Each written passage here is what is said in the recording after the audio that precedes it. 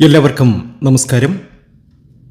ലക്ഷ്മി നാരായണ യോഗത്താൽ പണത്തിൻ്റെ ഒരു ഘോഷയാത്ര തന്നെ ആരംഭിക്കുന്ന ചില നക്ഷത്രജാതകർ, ഈ നക്ഷത്രജാതകരുടെ സമയദോഷങ്ങളൊക്കെ അകന്ന് ഒരുപാട് നേട്ടത്തിലേക്കും അഭിവൃദ്ധിയിലേക്കും ഈ നക്ഷത്രജാതകർ എത്തുകയാണ്. ബുധനും ശുക്രനും തുലാൻ രാശിയിൽ ചേരുമ്പോൾ ലക്ഷ്മി നാരായണ യോഗം രൂപപ്പെടുന്നു. അതുകൊണ്ട് ജീവിതത്തിലെ എല്ലാ കഷ്ടപ്പാടുകളും മാറി ഒരുപാട് നേട്ടത്തിലേക്കും ഭാഗ്യത്തിലേക്കും ഉയർച്ചയിലേക്കും എത്തുന്ന നക്ഷത്രജാതകർ, ഈ നക്ഷത്രജാതകരുടെ സകല കഷ്ടപ്പാടുകളും മാറിക്കിട്ടാൻ പോവുകയാണ്. ഇവർ ഒരുപാട് അനുഭവിച്ചു, ഒരുപാട് ദുരിത ദുഃഖങ്ങളിലൂടെയാണ് ഈ നക്ഷത്രജാതകർ കടന്നു പോയിക്കൊണ്ടിരിക്കുന്നത്. പലവിധ പ്രതിസന്ധികൾ, എല്ലാ കാര്യത്തിലും തടസ്സങ്ങൾ, എന്ത് ബിസിനസ് ചെയ്താലും അതിലൊക്കെ പരാജയം. ഒരു ജോലിക്ക് ശ്രമിക്കുകയാണ് എങ്കിൽ ആ ജോലി കിട്ടാതെ പോകുന്നു. ധനപരമായിട്ട് ഒരുപാട് ബുദ്ധിമുട്ടുകളും സങ്കടങ്ങളും ഒക്കെ അനുഭവിക്കുന്നു ഈ നക്ഷത്രജാതകർ. എന്നാൽ ഇവരുടെ മുന്നിൽ ലക്ഷ്മി നാരായണ യോഗം ഈ വരുന്ന സെപ്റ്റംബർ മാസം 20 മുതൽ ആരംഭിക്കുകയാണ്. ആഗ്രഹങ്ങൾ ഒക്കെ സഫലമാകുന്ന സമയം.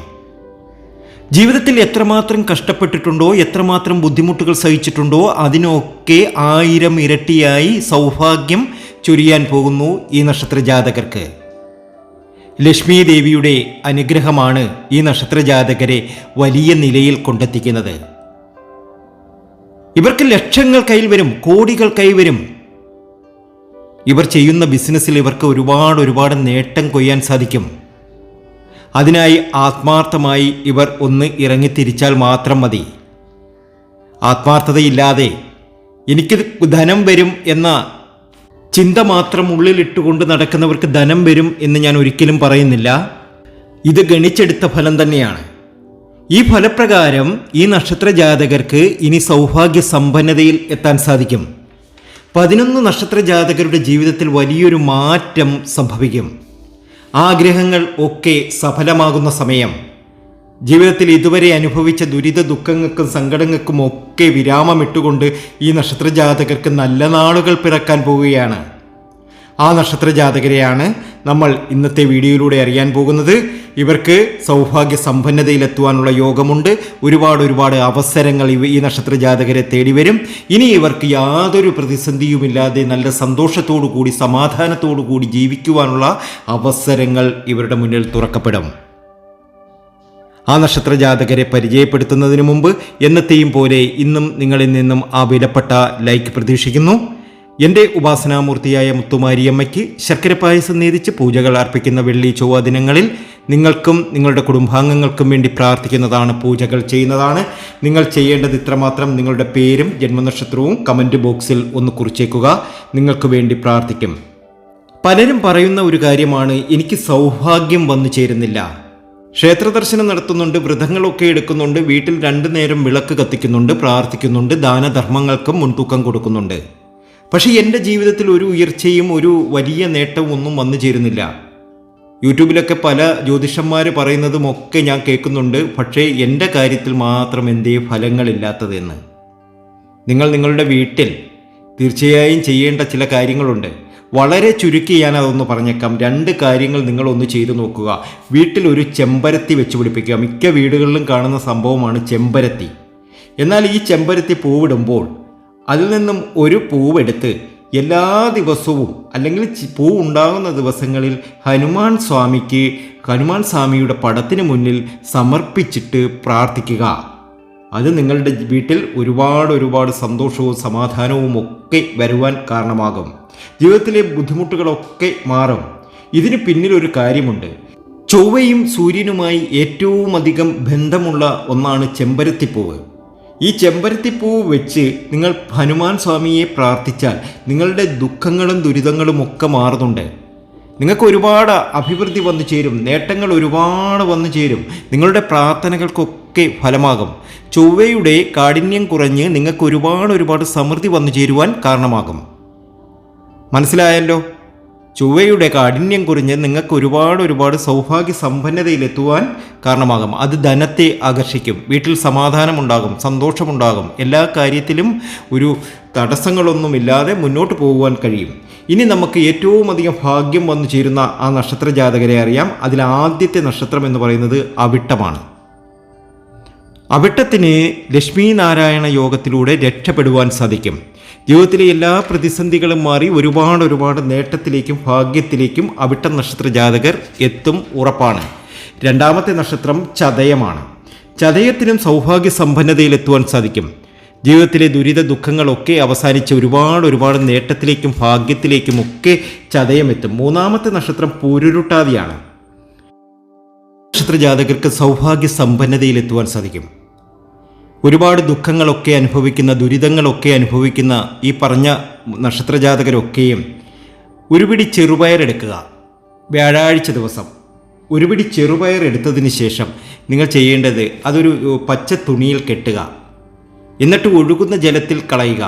ദുരിതങ്ങളൊക്കെ മാറണം. ജീവിതത്തിൽ ഒരുപാട് സൗഭാഗ്യം വന്നു ചേരണം. ഒത്തിരി നേട്ടങ്ങൾ നമുക്ക് വന്നു ചേരണം എന്ന് പ്രാർത്ഥിച്ചുകൊണ്ട് നമ്മൾ ഈ ഒരു കാര്യം ചെയ്യുക. വളരെ നിസ്സാരമായിട്ട് ചെയ്യാം. കടയിൽ നിന്ന് ചെറുപയർ വാങ്ങുക, ഒരു പിടിയെടുക്കുക, അതൊരു പച്ച തുണിയിൽ കെട്ടുക. കെട്ടിയതിന് ശേഷം ഒഴുകുന്ന ജലത്തിൽ കളയുക. കളയുന്നതിന് മുമ്പ് പാദം മുതൽ ശിരസ് വരെ 3 പ്രാവശ്യം ഒഴിഞ്ഞതിന് ശേഷം വേണം ഇത് കളയാൻ. വീട്ടിൽ വെച്ച് ഒഴിഞ്ഞതിന് ശേഷം ഏതെങ്കിലും ഒഴുകുന്ന ജലത്തിൽ കൊണ്ട് കളഞ്ഞാൽ മതി. നമ്മുടെ പാപങ്ങളൊക്കെ മാറി ഒരുപാട് സമൃദ്ധിയൊക്കെ വരും. നമ്മൾ ആഗ്രഹിക്കുന്ന കാര്യങ്ങളൊക്കെ നേടിയെടുക്കുവാൻ സാധിക്കും. അടുത്ത നക്ഷത്രം രേവതിയാണ്. രേവതിക്കും ഇത് സൗഭാഗ്യ സമ്പന്നതയുടെ സമയമാണ്. ജീവിതത്തിലെ കഷ്ടകാലങ്ങളൊക്കെ അവസാനിച്ച് ഒരുപാട് നേട്ടത്തിലേക്കും ഭാഗ്യത്തിലേക്കും ഒക്കെ രേവതി എത്തുന്ന സമയമാണ്. ഇനി അതീവ സമ്പൽ സമൃദ്ധിയാണ് രേവതിക്ക് വന്നു ചേരുക. ജീവിതത്തിലെ എല്ലാ കഷ്ടപ്പാടുകളും മാറി ഒരുപാട് നേട്ടം കൊയ്യുവാൻ രേവതി നക്ഷത്ര ജാതകർക്ക് ഇനി സാധ്യമാകും. അടുത്ത നക്ഷത്രം ആയില്യമാണ്. അഞ്ചാമത്തെ നക്ഷത്രം ആയില്യം. സർപ്പക്കാവിൽ പുള്ളുവൻ പാട്ടൊക്കെ പാടിപ്പിക്കുക. അതൊക്കെ ഒരുപാട് സമൃദ്ധിയും സന്തോഷവും ഇവരുടെ ജീവിതത്തിൽ വന്നു ചേരുവാൻ കാരണമാകും. അടുത്ത നക്ഷത്രം എന്ന് പറയുന്നത് പൂരമാണ്. പൂരം നക്ഷത്ര ജാതകർക്കും ഇത് സമൃദ്ധിയുടെയും സന്തോഷത്തിൻ്റെയും സമയമാണ്. വ്യാഴാഴ്ച ദിവസം ഈ നക്ഷത്ര ജാതകരൊക്കെയും വ്യാഴാഴ്ച ഓണമൊക്കെയാണ്, ഇപ്പോൾ തിരക്കാണ്. അടുത്ത ആഴ്ച മുതൽ ഈ ഒരു കാര്യം കൂടി ചെയ്തു നോക്കുക. നമ്മുടെ ശ്രീകൃഷ്ണസ്വാമി ക്ഷേത്രത്തിൽ വ്യാഴാഴ്ച ദിവസം കദളിപ്പഴം കണ്ണന് സമർപ്പിച്ച്, വ്യാഴാഴ്ച തന്നെ ആകുക, കണ്ണന് സമർപ്പിച്ച് പ്രാർത്ഥന നടത്തുക. അതുപോലെ നവഗ്രഹാരാധനയുള്ള ക്ഷേത്രത്തിൽ നവഗ്രഹങ്ങൾക്ക് പൂജ നടത്തുക. ഇതൊക്കെ നമുക്ക് ഒരുപാട് സൗഭാഗ്യങ്ങൾ വന്നു ചേരുവാൻ കാരണമാകും. അപ്പോൾ പൂരത്തിന് സൗഭാഗ്യ സമ്പന്നതയാണ്. നേട്ടങ്ങൾ ഒരുപാട് വന്നു ചേരുന്ന സമയമാണ്. ജീവിതത്തിലെ കഷ്ടകാലങ്ങളൊക്കെ ഒഴിഞ്ഞ് ഒരുപാട് നേട്ടവും ഭാഗ്യവും ഒക്കെ ഇവർക്ക് വന്നു ചേരും. ഏഴാമത്തെ നക്ഷത്രം എന്ന് പറയുന്നത് രോഹിണിയാണ്. ലക്ഷ്മി നാരായണ യോഗത്തിലൂടെ രക്ഷപ്പെടുന്ന നക്ഷത്രമാണ് രോഹിണി. ജീവിതത്തിലെ എല്ലാ ദുരിത ദുഃഖങ്ങളും അവസാനിച്ച് ഒരുപാട് സൗഭാഗ്യം, ധാരാളം ധനം, കോടിക്കണക്കിന് രൂപ ഇവരുടെ കൈ വന്നു ചേരും. ഇവർ ചെയ്യുന്ന ബിസിനസ്സൊക്കെ ഇവർക്ക് വിജയത്തിലെത്തും. നമ്മൾ കഷ്ടപ്പെടാതെ നമുക്ക് ഒരിക്കലും ധനം കിട്ടില്ല എന്ന യാഥാർത്ഥ്യം മനസ്സിലാക്കുക. ഒരു ലോട്ടറി അടിക്കുന്നത് ഭാഗ്യമാണ്. എപ്പോഴും നമുക്ക് അടിക്കണമെന്നൊന്നുമില്ല. അപ്പോൾ നമ്മൾ നന്നായി എഫോർട്ട് എടുക്കുക. അതിൻ്റെ ഒരു ഗുണം നമുക്ക് വന്നു ചേരും. പൂയത്തിനും ഇത് സൗഭാഗ്യ സമ്പന്നതയുടെ സമയമാണ്. ഒത്തിരി സൗഭാഗ്യങ്ങൾ വന്നു ചേരുന്ന സമയമാണ്. ജീവിതത്തിലെ കഷ്ടപ്പാടുകളൊക്കെ മാറുന്ന സമയമാണ്. അടുത്ത നക്ഷത്രം പുണർദമാണ്. പുണർദത്തിനും സൗഭാഗ്യ സമ്പന്നതയിലെത്താൻ സാധിക്കും. ഇവരുടെ കർമ്മരംഗത്ത് ഉയർച്ചയും ഭാഗ്യപുഷ്ടിയും സാമ്പത്തിക ലാഭവും ഒക്കെ അനുഭവപ്പെടും. ദമ്പതികൾ തമ്മിലുള്ള പിണക്കവും അഭിപ്രായ വ്യത്യാസങ്ങളും ഒക്കെ മാറി ഒരുപാട് സമൃദ്ധിയും സന്തോഷവും ഒക്കെ പുണർദം നക്ഷത്ര ജാതകർക്ക് ഇനി വന്നു ചേരുന്ന സമയമാണ്. അടുത്ത നക്ഷത്രം കാർത്തികയാണ്.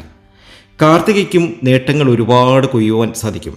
അപ്പോൾ ഞാൻ 3 കാര്യങ്ങൾ നിങ്ങളൊരിക്കൽ പറഞ്ഞു. ഒന്ന്, ചെമ്പരത്തിപ്പൂവ്. ചെമ്പരത്തിപ്പൂവ് ഹനുമാൻ സ്വാമിക്ക് സമർപ്പിക്കുക.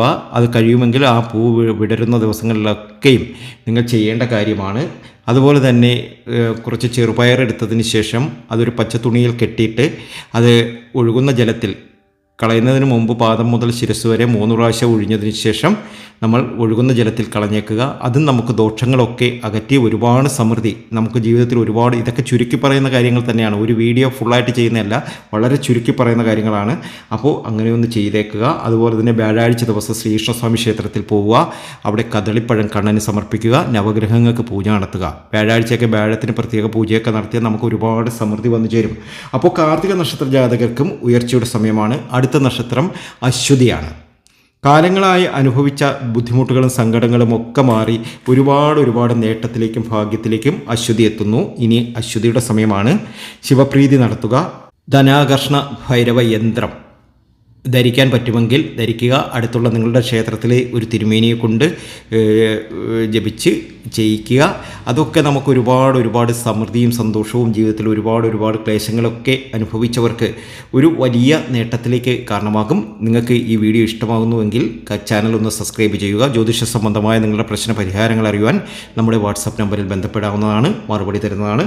മറ്റൊരു വീഡിയോയുമായി വീണ്ടും എത്തും വരെ എല്ലാവർക്കും ഓണം ആശംസിക്കുന്നു. നല്ലതുകൾ വരട്ടെ എന്ന് ആത്മാർത്ഥമായി പ്രാർത്ഥിക്കുന്നു. അങ്ങനെ തന്നെ സംഭവിക്കും. നന്ദി.